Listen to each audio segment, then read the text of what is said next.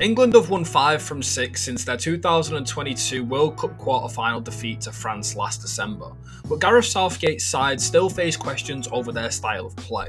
Despite reaching a Euros final and a World Cup semi-final during his tenure, an international honour still currently eludes him. So can England win a major honour under Southgate's leadership? Well, we're here to break down the tactics, data and personnel behind this current England side, and how they very much could win an international major trophy. First is their tactical setup. Since the start of the 2022 World Cup, Southgate has used a 4-2-3-1 or a 4-3-3, dropping the 3 at the back system, which was often criticised for its defensive approach following a dreadful Nations League tournament. It's within this formation where England are looking to hold the most of the possession, with Declan Rice sitting as the main pivot player and Kyle Walker tucking into the other 2 centre-backs to create a lopsided 3 at the back, with the left-back and the second midfielder pushing on into more attacking areas to stretch and overload the opponent's back line. But often we can see Kyle Walker making these runs from right centre-back to join in the last line of attack and be the spare man on the far post. Crucially, the change of shape gives Jude Bellingham the freedom to break forward, instead of using him as a deeper midfielder in a 3-4-3. Bellingham now has a similar role for his country as he does his club, Real Madrid, playing directly behind the number 9 with a main emphasis on arriving in the box late and scoring goals.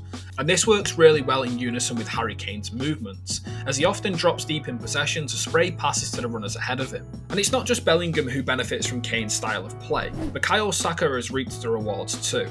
With the way Southgate wants Saka to hold the width, it means he is always as wide as possible, and therefore is always open for switches of play. And once he receives the ball in these wider areas when he's 1v1, he's really good at finding either crosses into the box or going on his own and picking out the far corner of the net with his left foot. So does the data back up the idea that England have actually improved since becoming exclusive to the 4 at the back?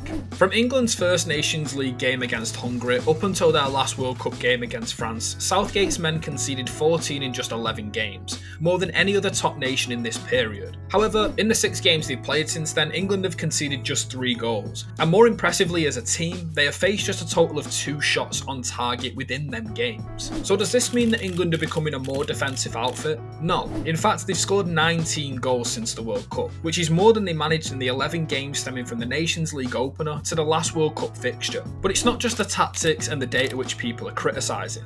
In fact, the most common criticism of Gareth Southgate in his time at England has stemmed from his squad and starting 11 selections. There seems to be a persistence that Southgate likes to pick the players who played well under him regardless of their club form. Players like James Ward-Prowse, Ezri Konsa, Anthony Gordon and Nick Pope have all been overlooked in the most recent squad selection, despite playing more and performing better than others who were called up. And this is where the main frustration lies for England fans. And with the current crop of young players coming through the England ranks, fans are worried that they may never actually get their shot because of the way Southgate wants to pick his team. There's a sense that England can hardly fail because of the number of top talents coming through the ranks, and that Southgate is simply building a great culture to keep the camp happy. But other fans would argue that England are a step behind the rest of the top nations tactically, and that the Three Lions lack a clear identity or even playing style in some matches. So, do you think England have improved recently and are showing genuine promise that they will win a major international trophy? Or do you think it's time for change in the dugout to make the most of this current generation?